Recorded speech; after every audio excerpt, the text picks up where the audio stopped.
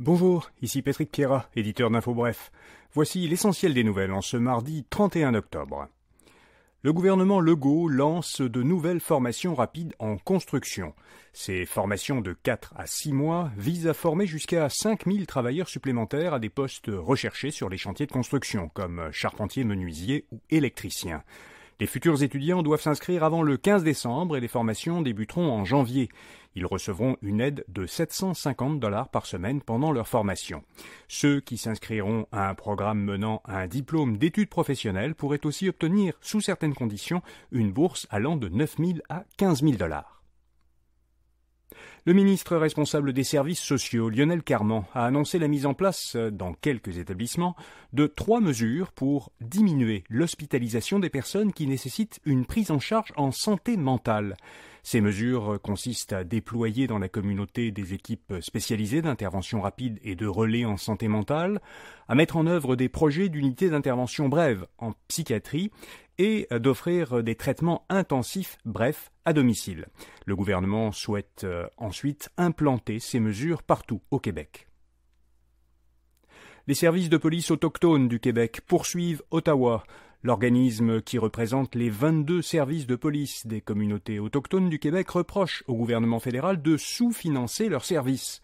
Selon l'Association des directeurs de police des Premières Nations et Inuits du Québec, il manque actuellement plus de 200 policiers dans les communautés autochtones. L'association explique que des policiers doivent patrouiller seuls la nuit, que leurs équipements, y compris leurs vestes pare-balles, sont désuets, et que les services de police n'ont pas les moyens d'offrir des salaires concurrentiels à leurs agents. L'Iran justifie des attaques contre l'armée américaine. Depuis le début de la guerre entre Israël et le Hamas, des bases américaines situées en Irak et en Syrie ont été visées par de nombreuses attaques.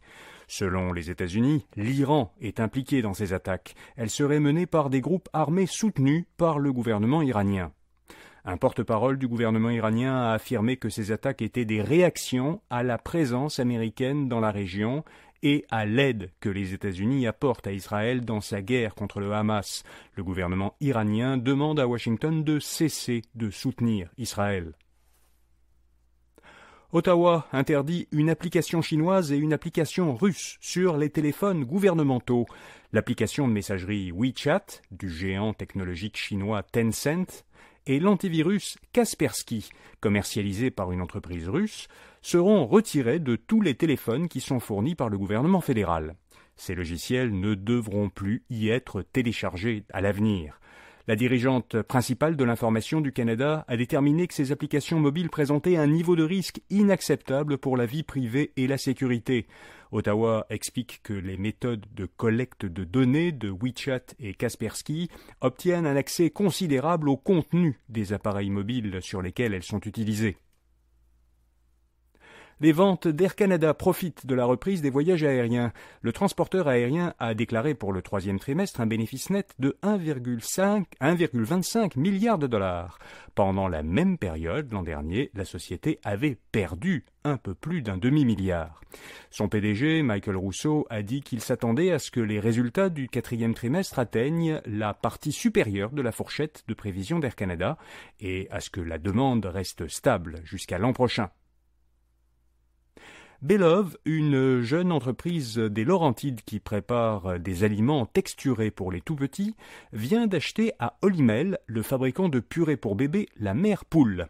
L'une des fondatrices de Belove a dit à la presse que cette transaction vise à relancer la production des purées, la mère poule. La production est à l'arrêt depuis qu'Olimel a fermé en avril une usine où ces purées étaient produites. La société technologique ontarienne BlackBerry a annoncé que son chef de la direction, John Chen, quitterait l'entreprise à la fin de la semaine. Il avait été nommé à ce poste en 2013 avec pour objectif de restructurer l'entreprise. Sous son mandat, BlackBerry a délaissé le secteur des téléphones intelligents pour se concentrer sur le développement de logiciels de cybersécurité. Son départ survient alors que l'entreprise s'apprête à se scinder en 2 sociétés distinctes. Elle lancera en bourse, comme société indépendante, sa division qui exploite un logiciel utilisé pour connecter les voitures à Internet. Joe Biden a signé un décret pour encadrer l'intelligence artificielle. Ce décret du président américain vise à prévenir et atténuer les risques que présente l'IA.